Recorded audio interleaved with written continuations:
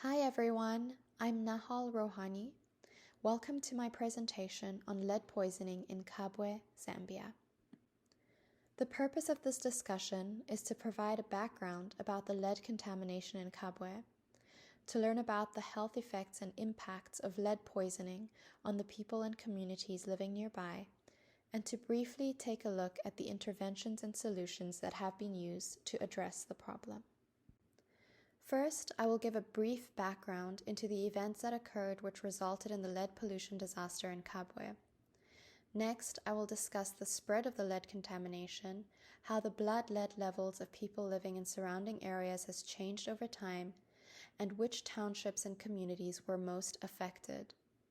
Next, I will talk about the consequences of lead exposure on health, what health authorities recommend for managing lead exposure and at what levels, and how high were the blood lead levels of children living in townships around the former mine. Lastly, I will cover measures that have been taken to address the problem. Kabwe is a town in the central province of Zambia.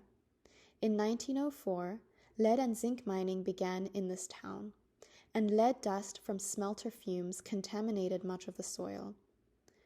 The mine was run by British companies until 1970, after which mining was nationalized and taken over by the Zambian government.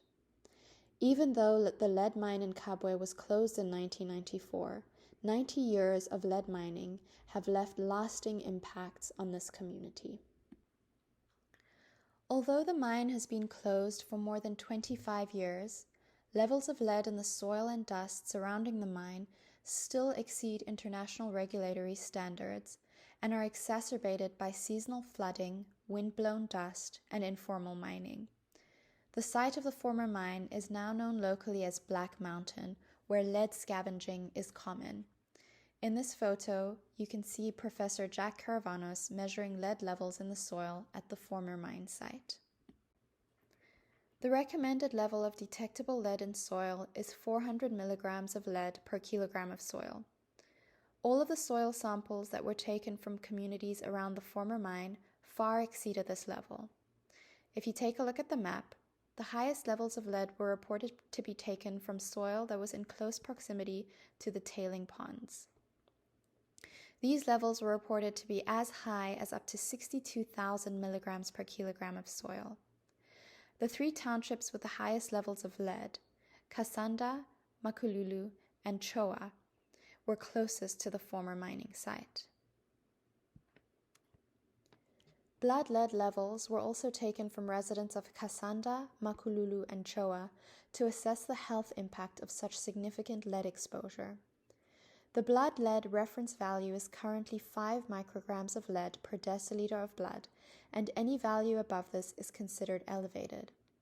As indicated in the bar graph, the mean blood lead levels for all three townships taken in 2003 to 2006, right through to 2015, were far above the recommended reference value, and these levels showed increases in all locations over time. Furthermore, blood lead level was directly correlated with proximity to the former mine. As shown in the line graph, the highest blood lead levels were observed in Kasanda, Makululu, and Choa, where the greatest levels of surface soil contamination were also reported and which are closest to the mine. Lead exposure can affect multiple organ systems, and the effects can be long-lasting. Some of the known adverse health effects, depending on the level of lead exposure and poisoning, are learning disabilities, behavioral problems, growth impairment, anemia, and severe abdominal pain. At high levels, seizures, encephalopathy, and even death have occurred. The guidelines set by the Pediatric Environmental Health Specialist Unit and the CDC lay out recommended actions to follow based on the level of lead that has been detected in blood, and these are presented in the table. Of note, a blood lead level that is greater than 44 micrograms per deciliter may require hospitalization or consultation with specialists regarding gastrointestinal decontamination or chelation therapy. Keeping in mind the previous slide, the ranges of blood lead levels detected in children from the Kasanda, Makululu, and Choa townships is alarming. All 246 children who were tested had blood lead levels above the reference value, with almost 40% having levels above the toxicity limit of 65 micrograms per deciliter. Additionally, 27% of children had levels requiring the initiation of chelation therapy, and 4% had blood lead levels beyond 150 micrograms per deciliter.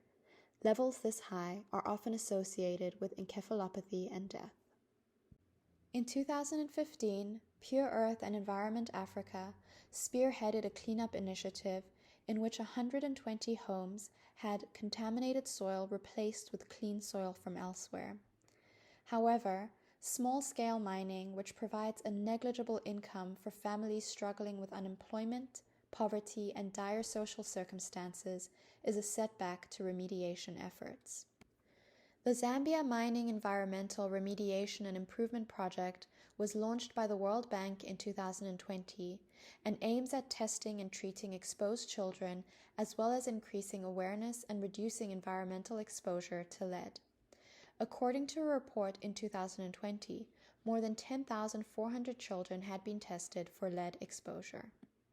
The lead pollution disaster in Kabwe and the impact it has had on the future generation is devastating. However, there is a promise of hope for the people of Kabwe. The government has finally acknowledged the reality of lead exposure in the town, and in combination with NGOs is beginning to have an impact through various medical and environmental programs. As Professor Caravanos stated, will Kabwe ever be a lead-free town? No, but it can be a lead-safe town. Thank you for attending my presentation.